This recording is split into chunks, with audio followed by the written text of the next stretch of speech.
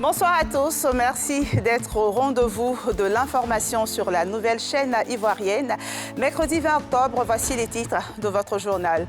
Les membres du gouvernement étaient en conclave aujourd'hui. Comme tous les mercredis, le Conseil des ministres, présidé par le chef de l'État, a abordé plusieurs sujets, au nombre desquels le projet de la loi de finances 2022 portant budget de l'État qui se lève à plus de 9 000 milliards de francs CFA, une projection en hausse malgré le contexte sanitaire marqué par la Covid-19.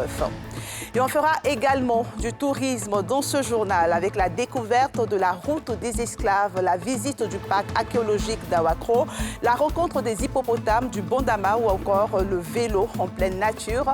Autant d'activités que vous pouvez faire à Tiasalé pour ceux qui le souhaitent. La ville a d'énormes atouts touristiques, ce qui attire de plus en plus les touristes, mais aussi les investisseurs. Le mercredi, c'est jour de Conseil des ministres en Côte d'Ivoire. Les membres du gouvernement ont planché sur, entre autres, le projet de la loi finance 2022 portant budget de l'État qui se lève à plus de 9 000 milliards de francs CFA. Une projection en hausse malgré le contexte sanitaire marqué par la Covid-19. Le reportage de Pierre Dipomela. Projection sur le budget de l'État de 2022 au cours du Conseil des ministres de ce mercredi, sous la houlette du président Alassane Ouattara. Plus de 9 000 milliards selon le projet de la loi de finances portant budget de l'État 2022 adopté par le Conseil des ministres, en hausse de plus de 17% malgré le contexte difficile de la crise sanitaire. Il marque aussi le redécollage de l'économie du pays porté au niveau de l'offre par l'agroalimentaire, le BTP, les produits pétroliers et au niveau de la demande par la consommation et les investissements. Le budget pour l'année 2022 est structuré en 30 dotations et 150 programmes budgétaires déclinés au sein des institutions et ministères. Il s'équilibre en ressources et en dépenses à 9 901,1 milliards de francs CFA et enregistre une progression d'environ 18%, je dirais pour être précis 17,9%, par rapport au budget initial de 2021. Cet équilibre devrait évoluer pour atteindre 10 555,8 milliards de francs CFA en 2023 et 11 616,6 milliards de francs CFA en 2024. La Côte d'Ivoire reprend sa marche vers le développement selon le porte-parole du gouvernement qui indique que le déficit budgétaire est prévu pour descendre à 4,7% contre 5,6% en 2021. La croissance, elle, est estimée à plus de 7,1% en 2022 contre 6,5% l'année précédente. Et si on faisait du tourisme maintenant, comme promis dans les titres, la ville de Tiasalé, située au nord d'Abidjan, a d'énormes atouts touristiques. Un tour dans la région vous permettra de découvrir la route des esclaves, de visiter le parc archéologique d'Awakro, de voir les hippopotames du Bondama ou encore de faire du vélo en pleine nature. Connu et convoité pour son histoire avec la colonisation et son pont en arcade, la ville attire de plus en plus de touristes et des investisseurs. Ces derniers veulent faire de Tiasalé une ville touristique de renom. Le reportage de Nadia Ida et d'Eric Kimou. Tiasalé, sous ses cacaoyers, se trouve l'un des espaces gastronomiques reconnus de la ville. Spécialiste de mets africains et européens, ce restaurant reçoit chaque week-end des visiteurs venus de toutes parts en quête d'un endroit paisible. À Bédivo, je suis venu m'amuser un peu, me déstresser. Avec le décor naturel, avec la semaine très stressante et chargée. Voilà, c'est un espace vraiment qui nous arrange. Une clientèle qui permet à l'espace de servir entre 150 et 200 couverts en moyenne les samedis et dimanches. Pour le gérant, Tiasalé devient de plus en plus une ville attrayante. Il faut dire que nous avons également beaucoup de clients qui viennent d'Abidjan, en famille, se reposer ici, passer la journée avec nous. Et souvent même d'ados qui font 2 ou 3 jours avec nous ici. Après le stress de la semaine, venir déstresser ici avec nous, en respirant l'air frais. De jour comme de nuit, Tiasalé vit en termes de divertissement. Ces temps-ci, il faut reconnaître que Tiasalé est mieux vendue maintenant en dehors même de la région. Il y a suffisamment de points d'amusement ici. Des visites au cours desquelles on profite des potentialités naturelles de la région. Il y a beaucoup de personnes aussi qui viennent pour découvrir les hippopotames d'Awakro, les montagnes, les pierres taillées et autres. Découverte de la route des esclaves, visite du parc archéologique d'Awakro, rencontre avec les hippopotames du Bandama, faire du vélo en pleine nature, autant d'activités à mener. Des potentialités qui offrent des opportunités pour le secteur hôtelier. Cet hôtel est passé de 5 chambres en 2017 à 27 chambres aujourd'hui et poursuit ses travaux de rénovation. Tous les week-ends, du jeudi, vendredi, samedi, nous sommes pleins. On a des Européens qui viennent à Tia Salé. Et pour que ces gens-là aillent visiter les sites, ils doivent manger, ils doivent dormir. Si cet hôtelier a compris l'importance de revaloriser son activité, le manque d'hôtels de standing reste une réalité à Tia Salé. Les acteurs sont donc invités à plus d'investissement dans leur business. D'avoir plusieurs hôtels. Nous incitons les acteurs en la matière à construire plus d'hôtels et à les rendre plus agréables. Au niveau de la mairie, on prévoit des actions concrètes pour développer le tourisme. Nous sommes en train de faire tout notre possible pour redonner à Tia Salé une autre image. Tia Salé est resté comme une vieille ville abandonnée. Rendre Tia Salé tout beau et ensuite ressortir le potentiel en matière de tourisme. Située dans la région de l'Agnébi-Tiassa, Tia Salé-Ville, Carrefour est à environ 120 km de la ville d'Abidjan. Cette proximité facilite l'activité touristique. L'affaire défraie la chronique en Côte d'Ivoire depuis quelques jours. L'indignation est grande, la colère des enseignants palpable. Une institutrice a été violée à Sandégué, dans le nord du pays. Le présumé auteur du viol a été interpellé dimanche par des éléments de la brigade locale de gendarmerie. Cette arrestation est le résultat de la collaboration entre la gendarmerie, la police et la direction de l'information et des traces technologiques. Les explications de Thiemé Dondji. Pour le présumé auteur du viol d'une institutrice à Sandégué, localité du district du Zanzan dans le nord-est du pays. Il a été interpellé par des éléments de la brigade locale de gendarmerie, appuyés par des fins limiers de la section recherche de la gendarmerie nationale, dépêchés d'Abidjan sur les lieux en renfort. Mis aux arrêts dimanche 17 octobre dernier, peu après 8 heures à Daridougou, localité située à 78 km de Tanda. Le mis en cause passe aux aveux et implore la clémence. Est-ce que tu reconnais les faits qui t'ont reproché? Oui. Ça s'est passé quand? La nuit du 7 et du 6 au 7. La nuit du 6 au 7 oui. À Daridougou. Hein? Oui. D'accord. Est-ce que tu as des regrets par rapport à ce qui s'est passé? Oui, je regrette d'avoir fait ça. Tu regrettes? Oui. Est-ce que tu as déjà fait ça une fois dans ta vie? Non. Tu n'as jamais fait ça? Jamais. Ce heureux coup de filet permet de mettre le présumé violeur à la disposition de la justice pour répondre de son acte et vient combler les attentes de la victime et du réseau des institutrices du pays, formulées dans une déclaration de presse. Le prévenu est un repris de justice bénéficiaire de la grâce présidentielle d'août dernier. Et pour gagner le combat de la protection des femmes, tout le monde doit s'impliquer, hommes comme femmes. Pour ce faire, il faut de la formation. Le Conseil national des droits de l'homme s'est assigné pour mission de renforcer vos capacités sur les violences faites aux femmes, les droits économiques et socio-culturels des femmes. Il vient de lancer une université des droits de l'homme avec un programme spécial de formation destiné aux droits de la femme. Le CNDHCI, à travers ce geste, veut promouvoir l'égalité des sexes et faire l'état des lieux des dispositions légales en la matière. On en parle avec Nadia Idja et Eric Kimou.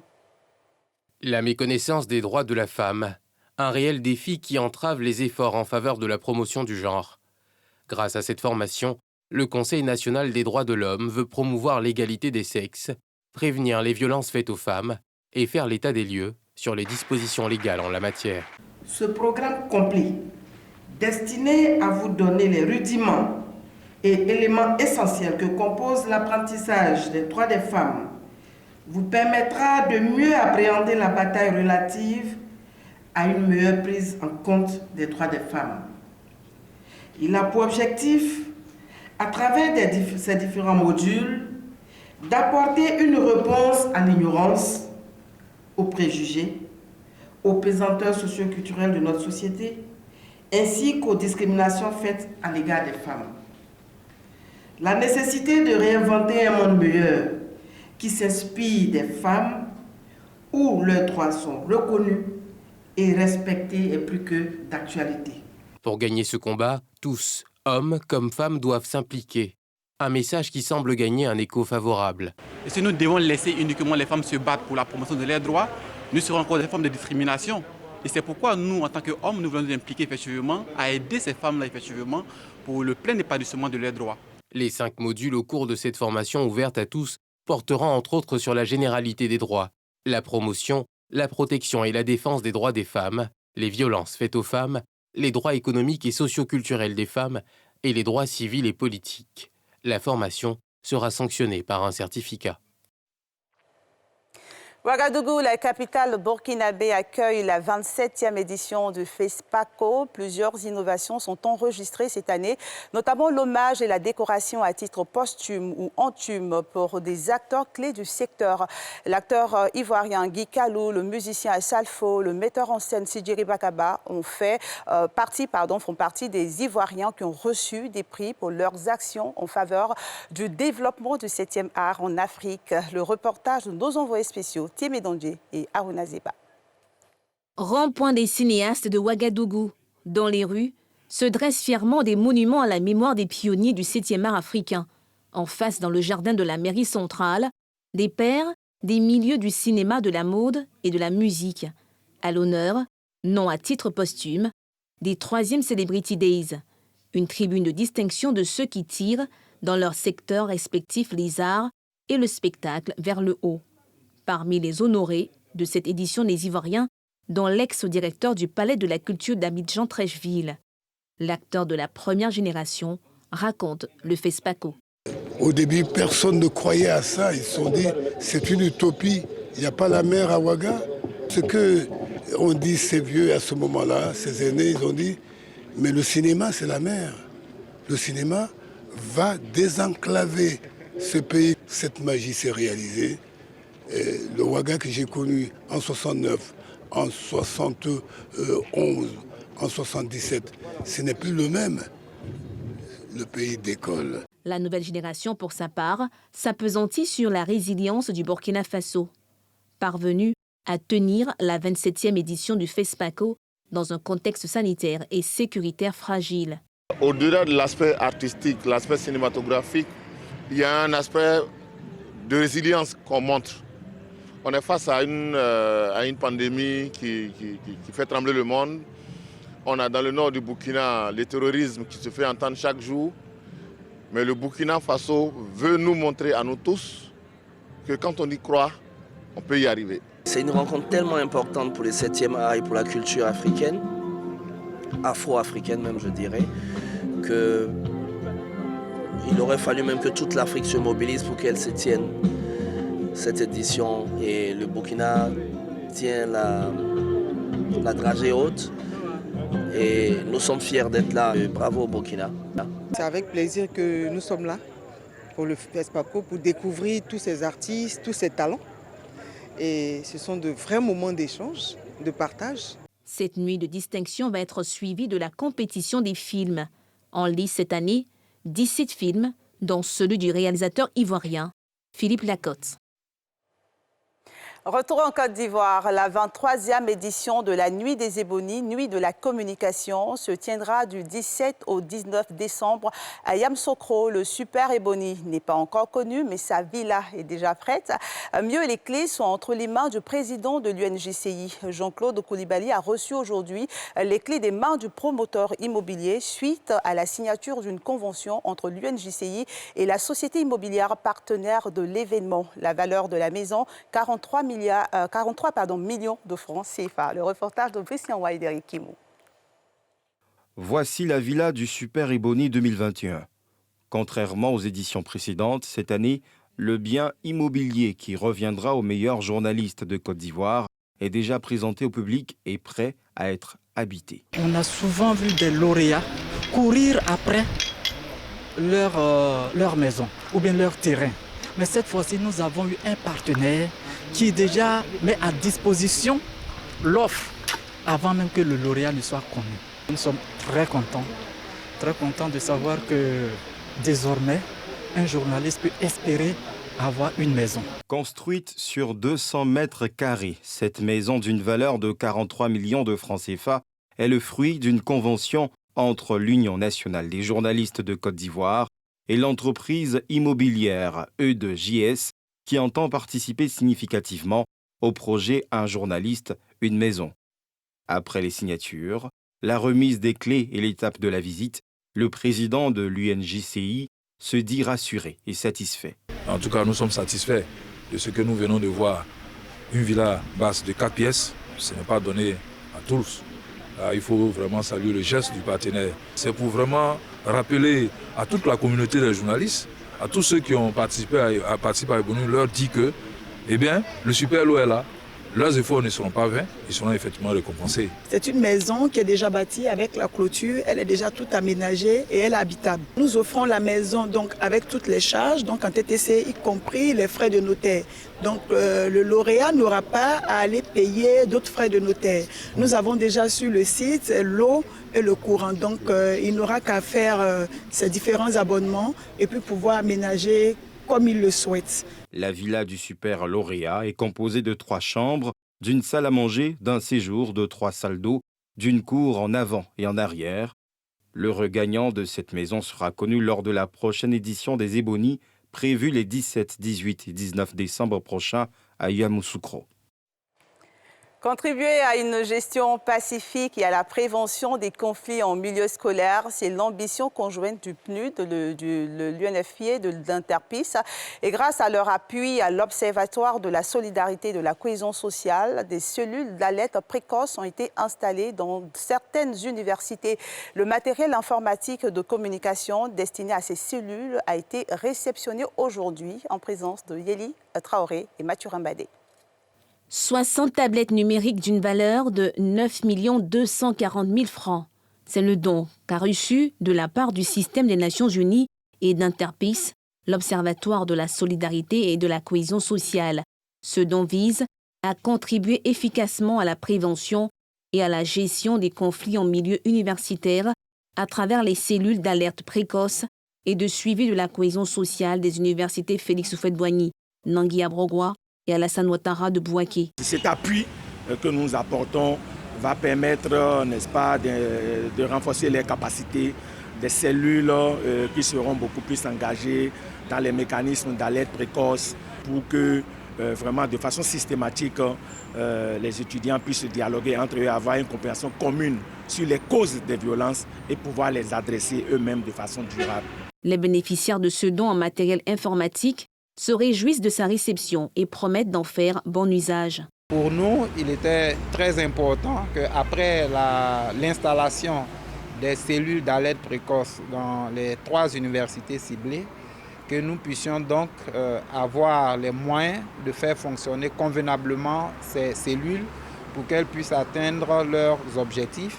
Objectif qui est donc de pacifier les universités. Ces outils-là, qui sont donc des tablettes, seront donc utilisés par ces étudiants-là dans la quête de leur savoir. L'un des rôles de l'OSCS est de collecter, traiter et diffuser les informations relatives aux indicateurs de la solidarité et de la cohésion sociale.